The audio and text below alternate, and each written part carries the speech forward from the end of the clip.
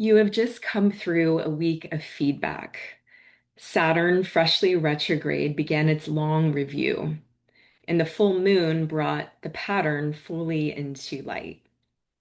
Maybe you saw something clearly and doubted yourself anyway, handed your knowing away, stayed silent, or reached for someone else's confirmation. Or maybe an old distortion hijacked perception itself, and you reacted before you could respond. Both are the override. And in both, hear this: you are not broken and you have not gone backwards. This morning, the sky opens another layer of review. Chiron, the wounded healer, stands nearly still and stations retrograde at the threshold of Taurus. Saturn's review asks for maturity, patience, identity examined, honest assessment, and the proper groundwork necessary to hold the bigger vision. Chiron reaches the layer maturity alone cannot, the embodied patterning beneath the override, the way an old wound can move faster than our emerging insight. Chiron doesn't force healing, but asks us to tend to what has been revealed, softening the scar tissue around the places where healing now has to go deeper than seeing. Last week, we asked whether we could stay with ourselves as reality showed us what it showed us. This week, we work with what it showed, and the sky tells us exactly where that work goes, into the body. I'm Karen Ledesma, and this is the Venus Cycle Midlife's Roadmap, a weekly astrology transmission from the Chalice Path. I'm here to help you relate to astrology not as prediction, but as orientation, a living map for consciously participating in your life, especially through the initiation of midlife. Midlife is not a crisis, it is an initiation. It is the season when old identities dissolve, old patterns stop working, and the body, psyche, and soul begin course correcting us towards self-trust, inner authority, and embodied feminine wisdom. In this work, Venus is our organizing field. Her 19-month cycle of descent and ascent offers us a roadmap for tracking what we are being invited to release, reclaim, and embody as we become more fully ourselves. Each week, we ask, what are we being invited to attune to, align with, refine, or allow? These four movements are the core process, the path we walk through every gate of the Venus cycle. Venus is now on her ascent, the rising, reclaiming half of her journey. And we are in the closing week of the sixth gate of that rising, the gate of perception. For nearly a lunar month, this gate has asked us one thing: will you take your sight back? Not as certainty, but as clear seeing. Perception rooted in inner knowing, no longer dependent on anyone else's confirmation. On Sunday, August 2nd, the moon's opposition to Venus carried us into refine, the third movement of our process, and most of our week is lived there. Refine is the opportunity to examine our perception against what life reflected back, consciously and without shame.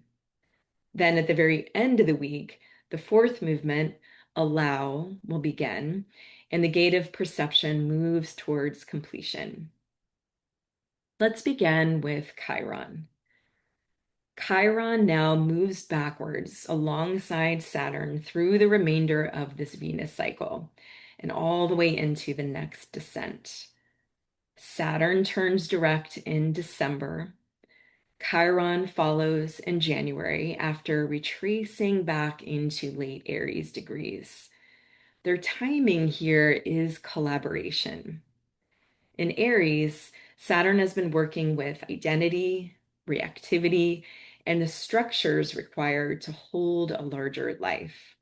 Chiron reveals where the wound, not the will, has been steering.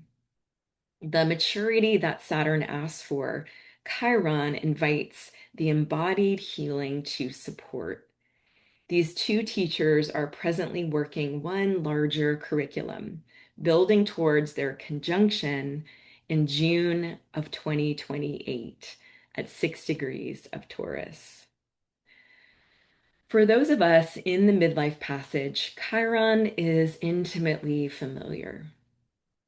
Often understood as a bridge between Saturn and Uranus, Chiron connects the liberation that breaks old conditioning with the structures through which a changed life must actually be lived, including the wiring of our nervous system. In near 50 comes the Chiron return, a homecoming to the original wound so it can be met differently. At the threshold of Taurus, Chiron names something tender and precise. The nervous system may be organized around self-abandonment more deeply than our conscious awareness or willpower can reach. This is not a character flaw, but the early imprint of conditioning and often trauma. Imprints don't heal through our understanding alone. They heal by being met in the body again and again with tenderness. This is refinement at its deepest, not just adjusting what you see, but tending to the one who sees. On Thursday, Venus enters Libra, one of her home signs. Libra is relationship as sacred mirror of beauty, balance, reciprocity, and the beloved. We are in Venus as other territory here on the ascent, and in Libra, that register becomes stronger. What you have reclaimed below now meets relationship and the world. Venus will remain in Libra as we cross into the next gate, making this both homecoming and preparation.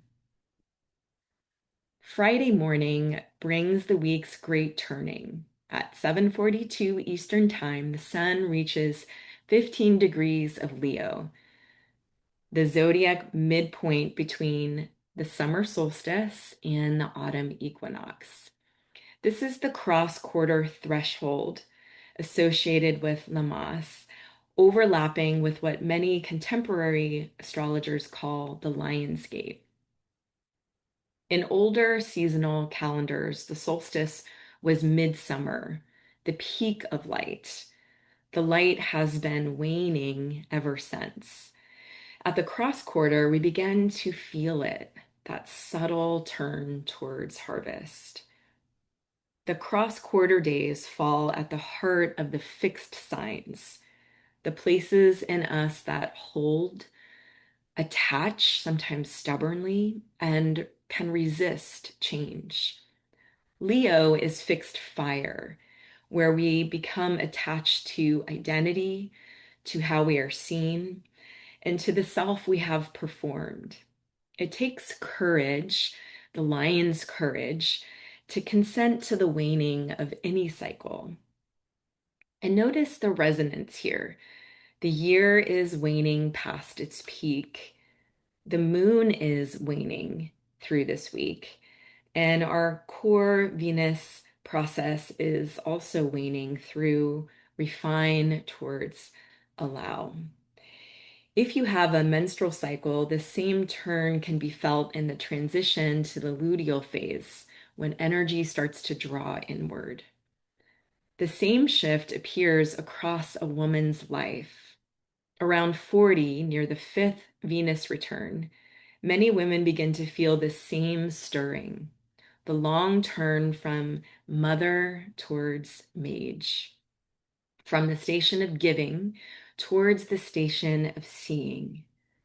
That stirring is not decline, It is orientation, the felt recognition that you have entered a new season of becoming. And it asks the same lion's courage. Can you consent to the change in energy, identity, and purpose and let it initiate you? The sky underlies this threshold. Opposite the sun, at 15 degrees of Aquarius, sits the asteroid Sophia, the feminine wisdom of Source. She sits in the sign where the North Node has just arrived and exactly where next week's eclipse season begins.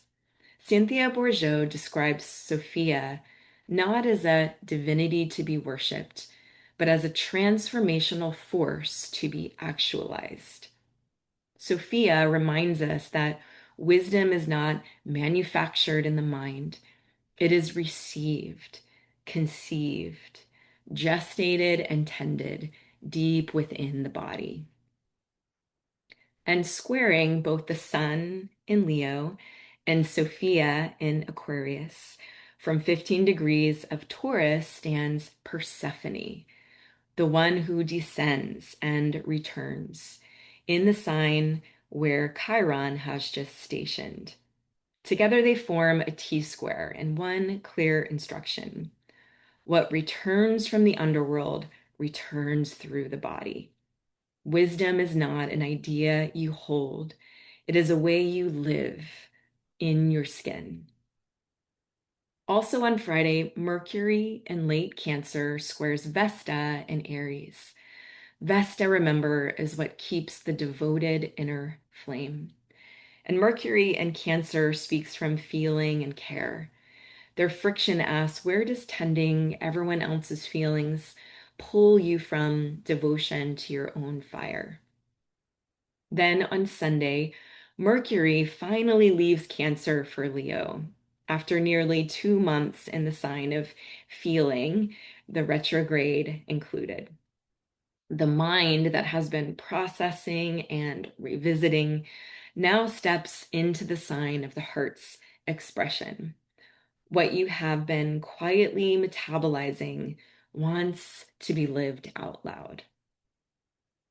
This week's touchstone, refine. At this gate, refine ushers us into wise seeing. The opposition showed you clearly where your perception held and where the old override still took over. Not failure, feedback. No shame, just noticing.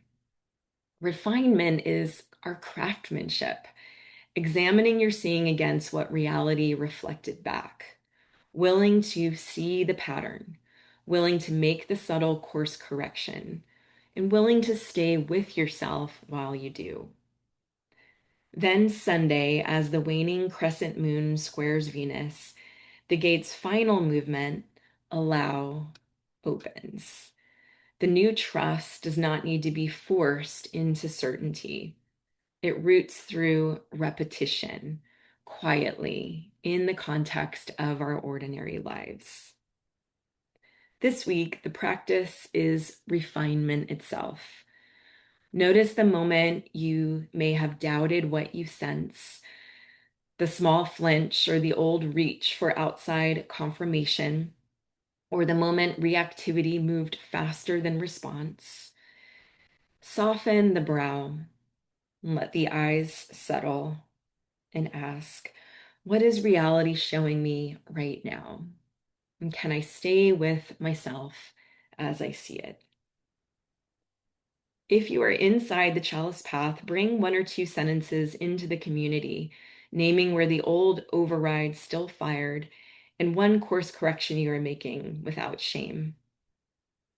If something in this landed, if you felt even a flicker of recognition that this season has a shape and that you are not simply lost inside it, I've made you a free map. It's called Which Chapter of the Midlife Passage Are You In? Locate yourself on the timeline, read the guiding question for that chapter, find yourself in the question. It's linked wherever this transmission reaches you. Thank you for being here for the Venus Cycle Midlife's Roadmap. Bring these questions into your body, your journal, your conversations, and the living practice of your week. May this support you as you move through your process. And may you trust the wisdom already moving through your body, your vision, and your becoming.